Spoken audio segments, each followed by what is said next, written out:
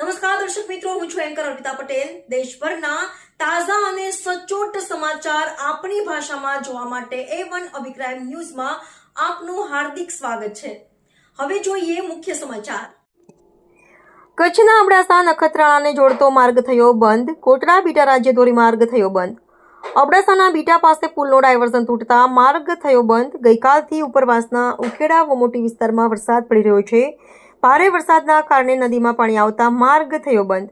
Beta પાસે નવા પુલનું નિર્માણ કામ ચાલી રહ્યું છે। પુલ સાઈડમાં બનાવેલ ડાયવર્ઝન તૂટતા માર્ગ થયો બંધ। રિપોર્ટર ભરત ઠાકોર, કચ્છ।